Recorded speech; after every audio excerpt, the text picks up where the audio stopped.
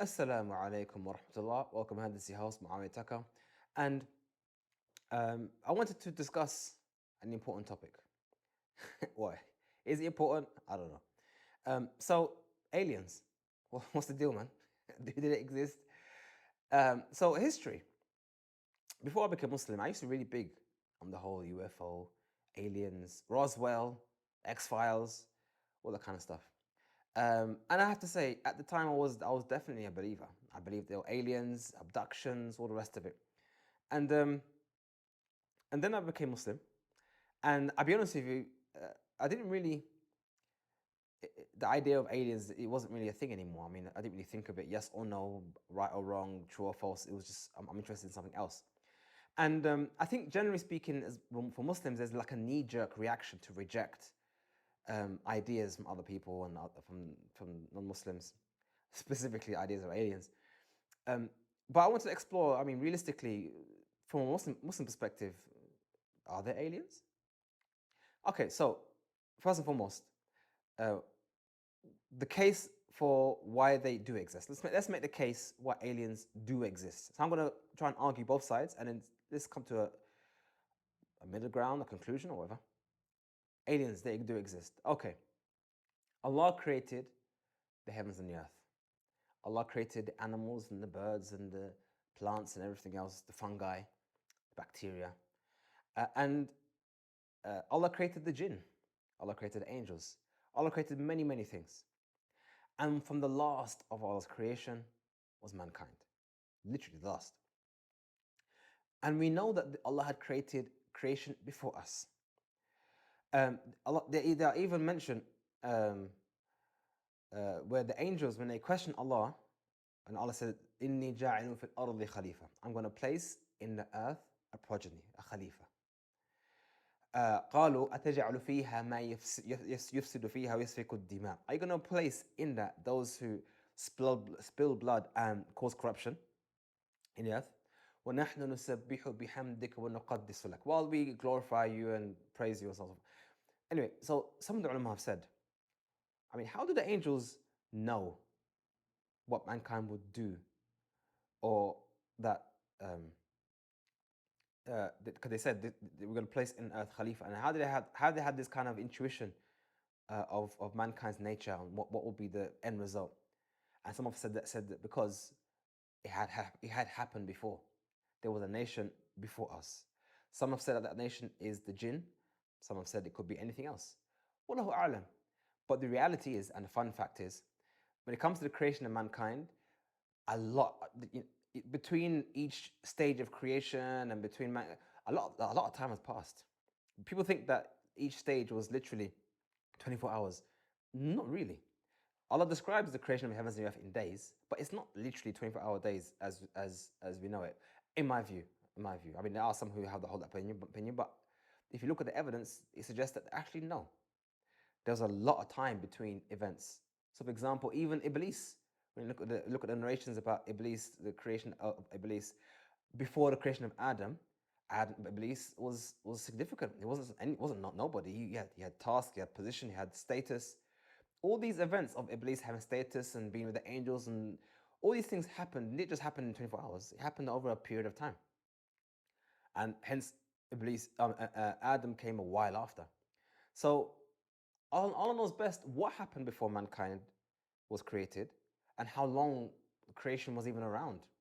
And more importantly, else was happening in other places in Allah's creation.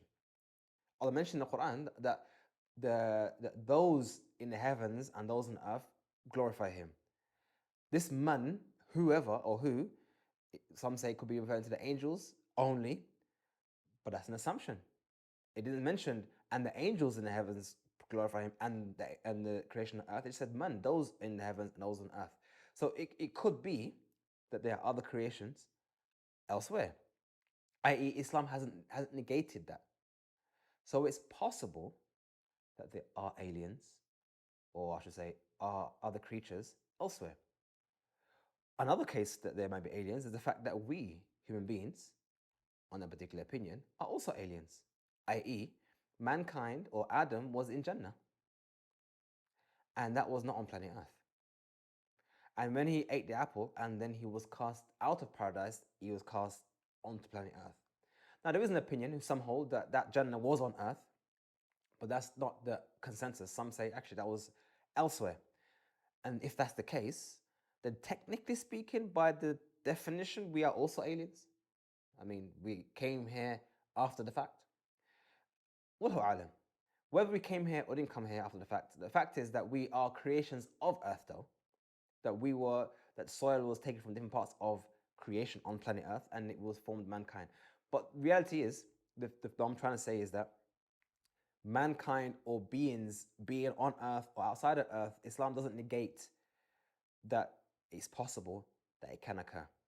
But on a scientific level, so this is on a scientific level, the reason why scientists, especially atheists, are very big and think it's very plausible that there are other aliens. This is important as well. This is important to understand this nuance, because this nuance, if you don't recognize this nuance, then you may make assumptions or you may make agreement where we don't really agree in Islam. They say, okay, they acknowledge there are aliens, or it's likely that there are aliens, and they are searching for aliens.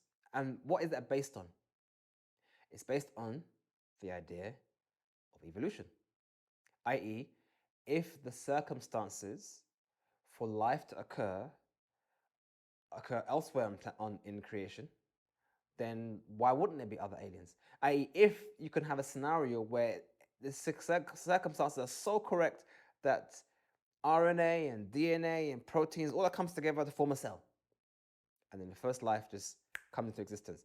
If you can have circumstances that just happens, then there's no reason to suggest that it can only happen once, i.e. with us.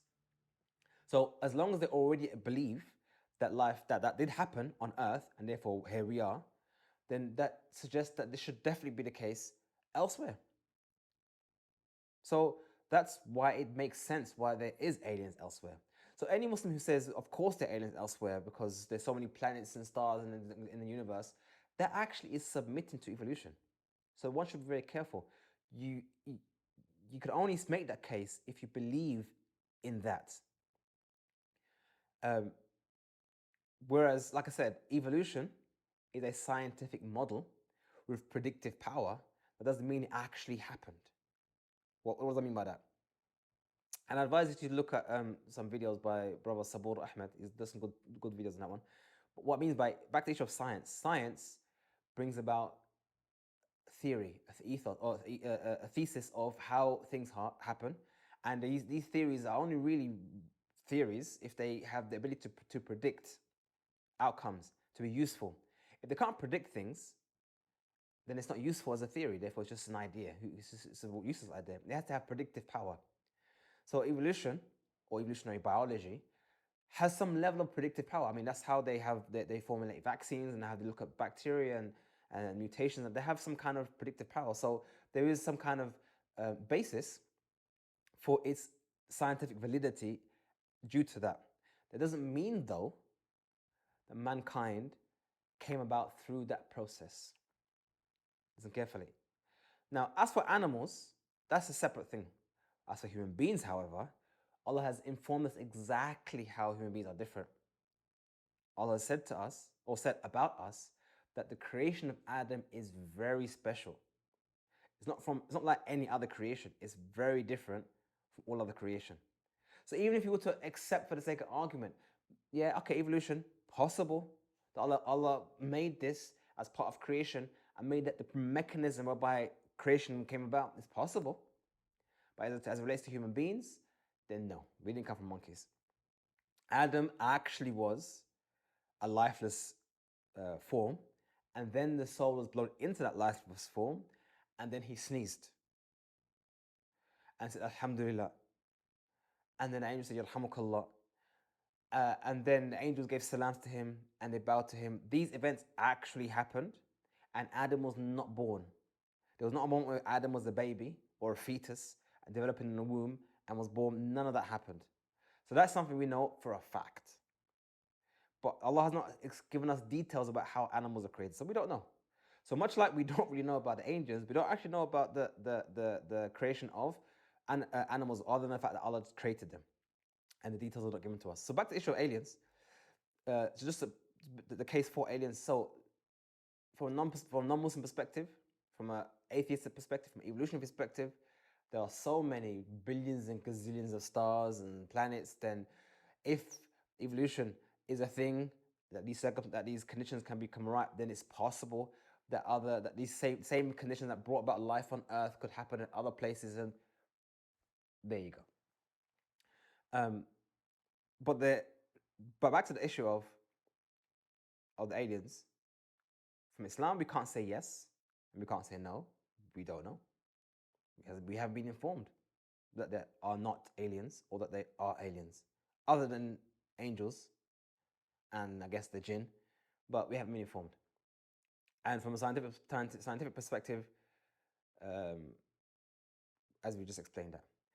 But back to the issue of aliens coming to Earth in flying saucers, then personally, and this is my point of view, my view here is that it is unlikely. Why? Because it entails an element of, how can I describe? I say it's unlikely. Reason being, if it takes millions of years for life to develop to get to where it's supposed to be, and if they develop separately from mankind, they may be millions of years ahead of us or millions of years behind us. For them to be just at the right stage, for them to be kind of on par to us, where they can just come to us, to planet Earth, and still crash. They still come and hit our atmosphere and crash on planet Earth, and then we recover their spaceship. It's unlikely because it entails that level of coincidence to just be too much. If there are aliens, according to how they suggest it to be, then they will either be way ahead of us or way behind us. But just think about it. We've gone from horse and carriage to landing on the moon in a matter of 100 years. I mean, think about it. I mean, yes, mankind has been here for a while. We've had a long time. But just think about it. We used to light our homes with candles and travel with using other animals and chariots and carriages just 100 years ago. We kind of forget that what we're seeing right now in terms of technology is very recent. It didn't take us 1,000 years to get here. It literally got here right now. So the fact that to go from, I mean, already close to going to other planets. Not that, I would say probably in 100 years' time, we're already on Mars.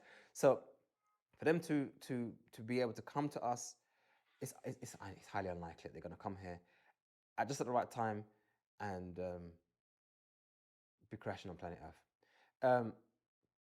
So it's unlikely that they are coming here and on top of that, wasting their time abducting us. I mean, are they just trolling us? Are they coming here, running experiments on us?